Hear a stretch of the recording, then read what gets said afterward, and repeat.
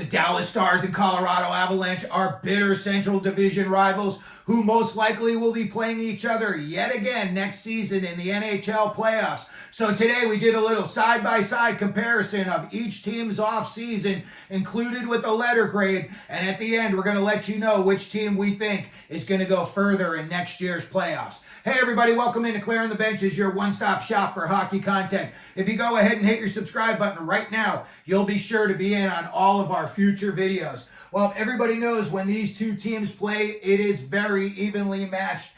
Whether it's a regular season game or whether it's in the playoffs, these two teams, it's more or less just a coin toss. And I think coming out of last season, going into next season, these teams, they definitely have some big question marks and some holes that they have to fill, and we'll talk about those. But I think, again, these two teams are pretty evenly matched going into next year. So let's start off with the goaltending. Colorado kept its status quo. They're going to bring back Georgiev and Annunen. I think that's a good combination. Georgiev, he surprised me last year, and he played much better down the stretch than I thought he would. I thought there was going to be a good chance he would get a little tired or frustrated, and that you may see him unravel, but that did not happen, and he was one of Colorado's best players in the playoffs. So bringing that back is a good start for Colorado. Over in Dallas, Scott Wedgwood is out. He's now in Nashville, and Casey DeSmith will be the backup to Jake Ottinger. So I think both of these teams have good goaltending heading into the season. Let's look at what Colorado's done on the back end so far in the offseason, and I'm just going to say it up front, I do not like it at all. They let Sean Walker go to Carolina, and Brandon Duhaime, he went to the Washington Capitals, and to replace them, you bought in journeymen and guys who just really aren't proven.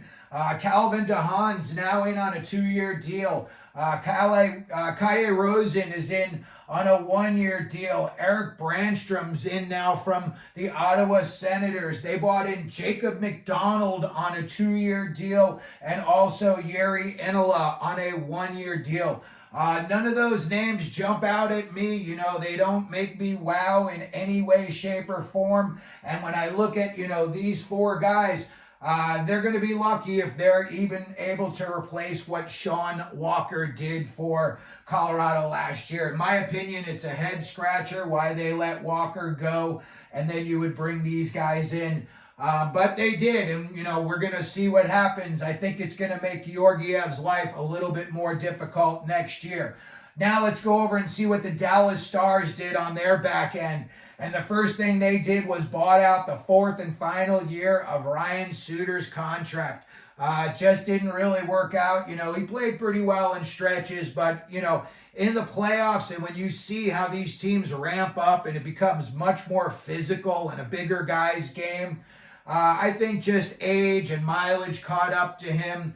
He had a great career, but I just think he kind of fell short down the stretch. They also let Tanev and Yakinpa, both go to the Toronto Maple Leafs. I was surprised, to be honest, that they let Tanev go. I thought that they would hold on to him, and Yakinpa is a guy that had been there for a little bit. So, again, I was surprised that both of these guys left, and good for Toronto that they got themselves, in my opinion, 2 good defensemen. The Dallas Stars also bought in Matt Dumba and Derek Pouliot. They also signed Ilya Lyubushin and Brendan Smith.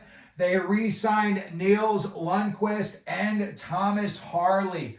In my opinion, I think that when they lost Yakinpa and Tanev, I think that that's really when you started to get a little bit of a black hole on your back end in terms of 2 solid defensive pairings. Lyubushin, Dumba, Brendan Smith, these guys have a tendency of making a lot of, I would say, bonehead plays in the defensive zone. So I'm not really going to say I like these in the least. And, if it was me, I would much rather have seen them have Tanev and Yakinpa, just like every other Dallas Stars fan I'm sure would as well. So on the back end, just like, we were with Colorado, not thrilled in the least. Now let's go over to Colorado again and their forwards, and they've got huge questions that they've got to answer, and that's Val Nichushkin and Gabe Landeskog. I think Landeskog may be done. Who knows? Maybe he gives it a try in training camp this year. I would love to see him make the team and have a great year.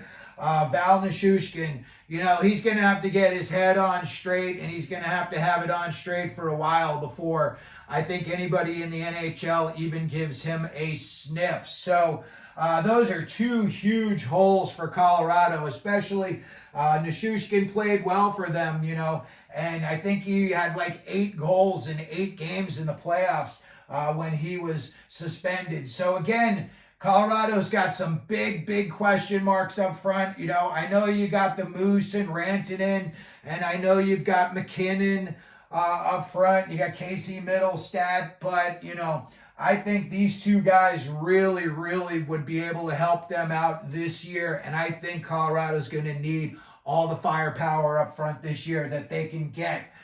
They also did re-sign Casey Middlestat to a 3-year deal, and they were also able to re-sign Jonathan Drouin on a 1-year deal, and he played better for them also last year. So maybe those two guys are going to be able to contribute much more. They signed one of their draft picks, Caleb Ritchie, to a 3-year entry-level contract, and they also signed Parker Kelly.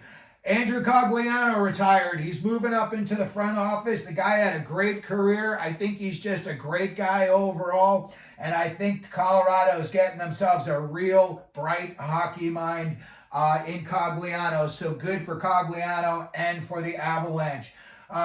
Colorado also signed Chase Bradley, and they signed Ty Tynan.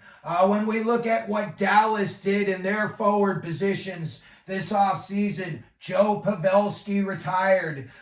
He was older. He was starting to wear down. He wasn't putting up the numbers that he had, but the guy just had an incredible career. And even the time that he put in down in Dallas, he won a lot of fans over down there with his really, upper echelon play. Ty Dellandrea is also gone. He is now a San Jose Shark. They traded Radek Faksa to the St. Louis Blues, and Craig Smith is now a member of the Chicago Blackhawks. So they thinned out a little bit up front for sure, and they definitely lost some peskiness in Dellandrea and Faksa, and they also lost some offensive prowess in Joe Pavelski. They did sign Emil Hemming to his entry-level contract, and they were also able to re-sign Matt Duchene and Sam Steele. They bought in Colin Blackwell. He's a little guy. He could put him in a lot of different positions, and he's able to succeed. Seems like everywhere he's gone recently, he's played a pretty good role for whatever team he plays for. They also signed Kyle Capobianco to a 2-way deal, so he may be getting some time down with the Texas Stars. And then they signed 3 European players, all to add some depth to their forward positions. So when we look at what Colorado did, to be honest with you, I really don't like their offseason this year, and I am going to give their overall grade a C. And I say that because I don't really think they went out and made any major moves. I know they are a rock-solid team, and they've got a lot of superstars on that team. But there were some big names and moving parts this offseason that I thought that they may, have grabbed onto one of them, and they did not. I saw that they added depth up front, but again, no real big names. Nobody that you say, hey, this guy's coming in. I'm really looking forward to seeing what he's going to do. Middlestat's going to help them. I can definitely see that. Caleb Ritchie, if he's playing by the end of the year, he could help them out as well.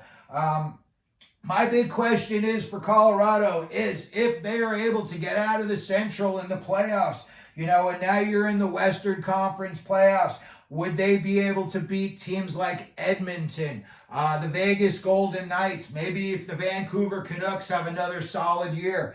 Would a team like Colorado be able to beat those teams? And right now, I don't think so. I think that they took just a little bit of a step back this offseason. So again, I'm going to give their overall grade this offseason a C. As for the Dallas Stars, I'm coming out and saying it. I do not like their offseason at all.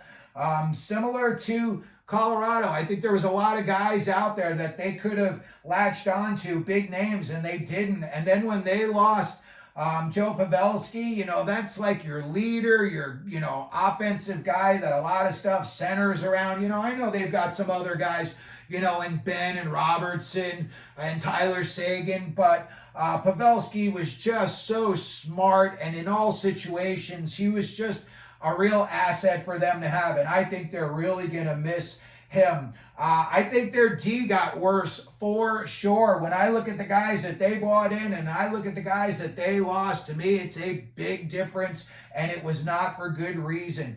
I think that they, again, needed to add more firepower up front, but they didn't. You're going to get goal scoring, but it seems like now you're going to need to get it out of the same just 3 or 4 guys.